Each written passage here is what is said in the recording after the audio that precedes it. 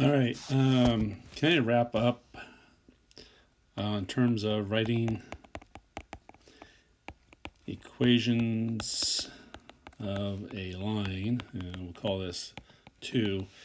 Last time I taught Algebra 2, I had like 15 IEP students, math grade level 3, 4, 5.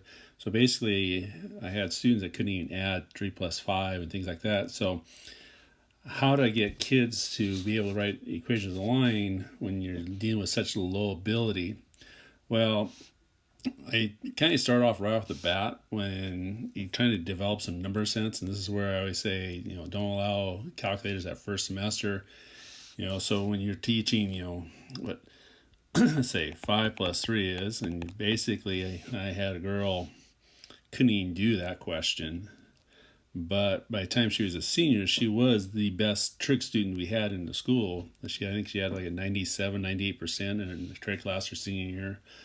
So it is possible to get kids caught up by the time they graduate in 4 years. But I think you just gotta, slow down a little bit and maybe precursor in terms of getting them ready. So, for example, how would I get them ready? Well, pretty much on day one, I would definitely do these kinds of problems, but also start off the bat with something like this, x minus 4, things like that.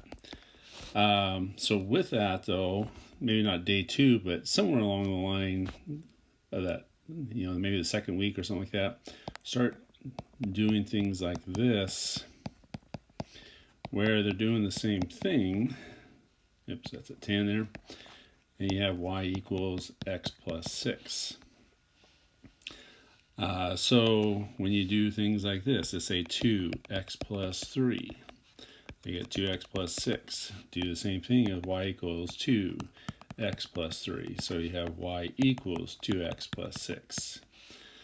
So, I'll have a problem like this. Let's say 1 through 5 problems here, and then I'll have 6 through 10, and students say, well, isn't this the same as this? And I says, yeah, just what you're doing is putting y equals. They don't really know what they're doing yet, but I'm just teaching them that this is not anything different than what you're doing over here.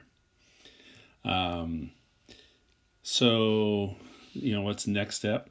Obviously, then do, say, y plus 4 equals 2x plus 3. So this might be chapter 1. This might be chapter 2. Now again, there's what I'm saying, what is this? The same thing you did up here. So you have 2x plus 6. And then subtract 4. Okay. So basically what I'm doing is building up to writing an equation of a line. So for several chapters, not several, but at least a couple, they're doing all the mathematical part of this. So you could even set up in terms of like this, say 2x plus 3 minus 4. Have them simplify those kinds of problems first. That way, whenever you get to writing an equation of a line, then you say, well, now the slope is 2, and you have -3, -4, then all they're doing is doing one step. X plus 4 equals 2 and x plus 3. And say this is the only thing new because they've been doing this for, let's say, 2 chapters. They've been working on simplifying these kinds of problems. Now they're putting the 2 pieces together.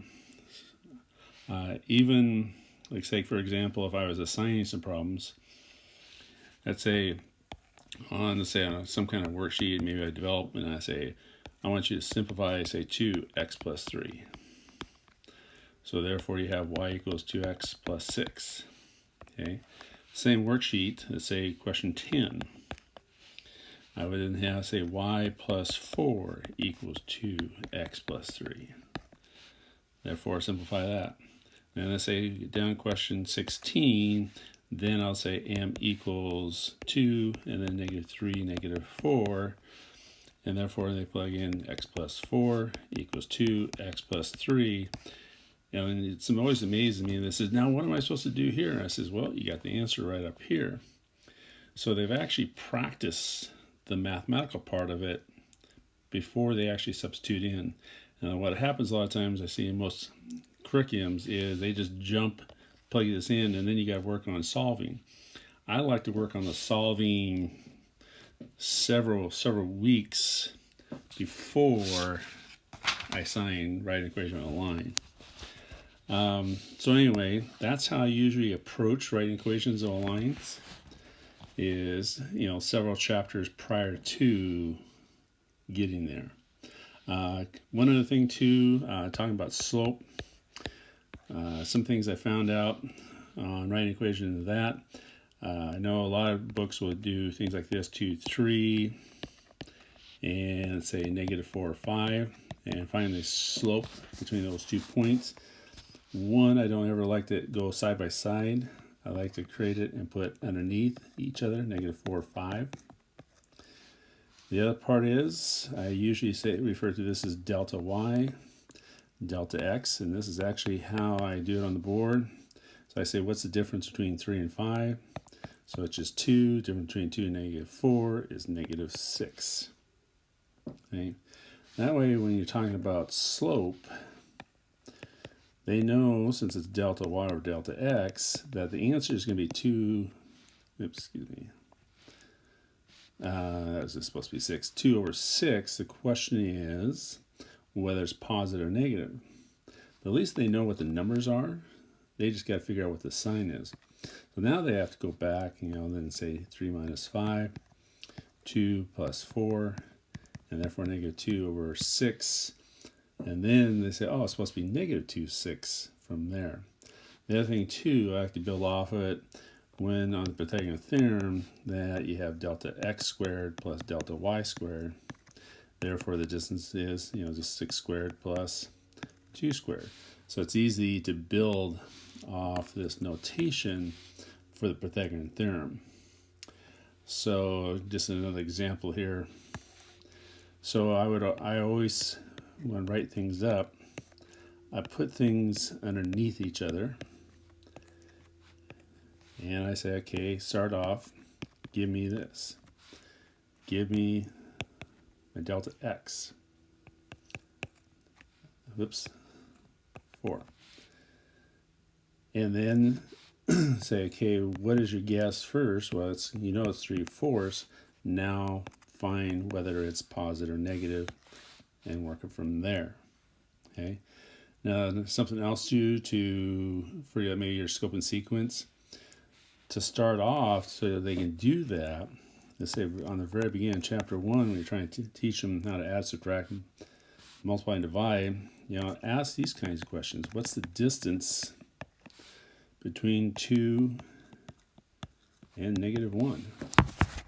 Okay, so therefore it would be 3. So find different questions like that. So B, -5 and -7. What is that? 2. So you work on that skill base way back at the beginning of chapter 1. Okay, and you can do however you want to on that. The other thing I looked in the book, I think it was chapter 5, Systems of Equations.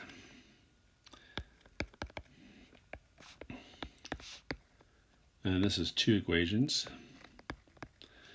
This book, you have to realize, is built for all levels of students. Obviously, we don't have the top end students when they're coming into us in 9th grade. So I look at, if I was doing this, I would look at, say, 2x plus 3 and y equals, let's say, x plus 5. Or you can even get used to the notation, 2x plus 3, and say g of x equals x plus 5. Do these problems where you have y equals y equals. You could probably do standard too, so 2x plus 4y equals 5, x plus y equals, let's say, 7, where you just have to multiply one equation by a number. But they definitely have some very challenging problems, so I'd be very picky in terms of taking those harder problems where you intermix these two. I would not do that for Algebra 1. personal opinion there. You're looking for success, not to drive failure. So if they understood how to do this y equals, or standard form, simple things like that, and they can move on, I would do something like that. So anyway,